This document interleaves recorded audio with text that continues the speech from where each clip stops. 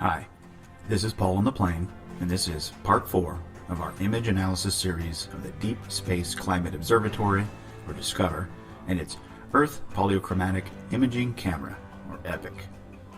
This episode, number 7 in our Faking Space series, will serve as our mid-season finale. Yes, hard to believe, but we're already halfway through Season 1. We've been building up to this reveal with our examination of the Earthrise and Moon images from the Lunar Reconnaissance Orbiter, or LRO, in episodes 1 through 3, and then our analysis of the DSCOVR Earth and Moon images in episodes 4 through 6. Episode 7 here will bring the first 6 episodes together and tie them up neatly with a bow. If you may recall, when we were examining the LRO images, any picture that contained the Earth had a neat little box around it, and we mentioned that would come into play later in the series, right? So, here we go. If you watched episodes 1 through 3, you'll remember this NASA website called Earthrise Reimagined. The link is in the video description again. What I want to point your attention to is the date the Earthrise image was captured by the LRO, which, just as a reminder, is a satellite we are told has been orbiting the Moon for the last 8 years, and although the LRO experiences 12 Earth rises daily, this is only one of a handful of images it has ever captured of the Earth. Okay, as you can see, the date was October 12th, 2015.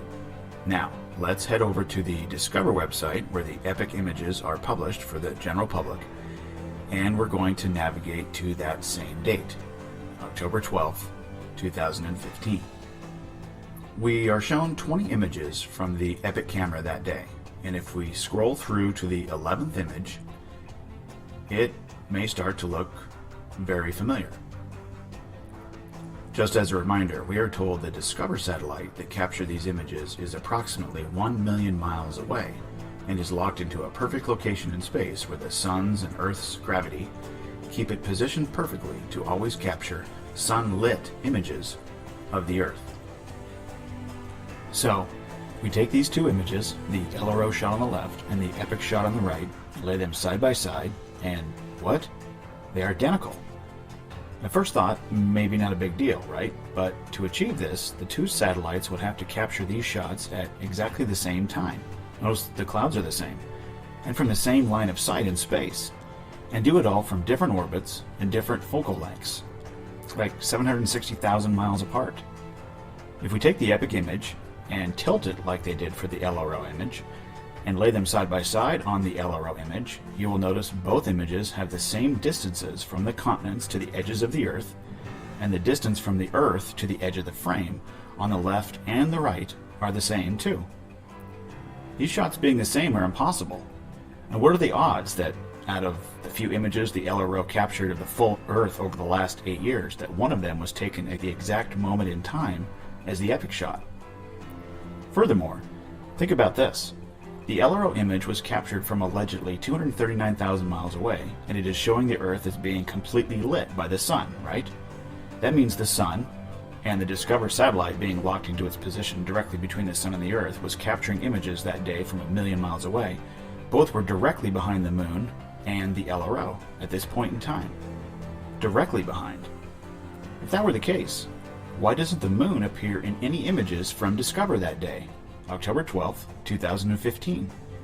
We should have another set of lunar transit images like the ones we analyzed in episodes 4 and 5. I think you guys are getting the picture now. There's only one logical conclusion if you compare both stories NASA is telling us here. The Earthrise image from the Lunar Reconnaissance Orbiter was taken from the DSCOVR series of images from that day, and a fake surface of the Moon was added. We proved that in episode 3. Colors slightly changed and published as if it were real. Same box size, same Earth size, two satellites supposedly floating out in space and at the same exact moment in time capture the same exact image, one from 239,000 miles away and the other from 1 million miles away. And the Moon is nowhere to be found? Check out the image here again, with the Moon having circled its way around to be between the Sun and the Earth. Where's the Moon? To illustrate this point further, here are images from timeanddate.com showing the position of the Sun and Moon during the lunar transit series from July 5th, 2016, and then compare that to what the epic image showed. And then here's the lunar transit series from July 16, 2015, and then what the epic image showed. Both of those do make some sense based on the images that we were given and what timeanddate.com gives us.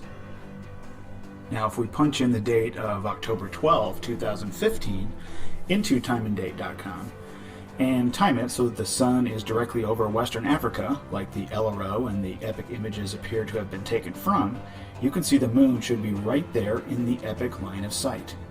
If you think that the LRO was too low and was looking up at the Earth to get its shot, then the images would not have the same angle. Because the images from the two satellites are identical, both cameras would have to be around the equatorial plane, which means that the moon would have to be in the field of view of Discover. The epic camera field of view is also quite a bit larger than the Earth's diameter, a few thousand miles on all sides. But hey, since NASA is removing all backgrounds, maybe they've been removing the moon from their pictures too. We are told that this is how the moon's orbit works, and you can see how small an inclination its orbit is around the Earth. Compare that to this NASA diagram showing the epic camera field of view. We should have received a lunar transit series every month from Discover, and we should see the moon passing behind the Earth, approaching from one side and then appearing on the other side as it leaves the frame when it passes through the epic field of view.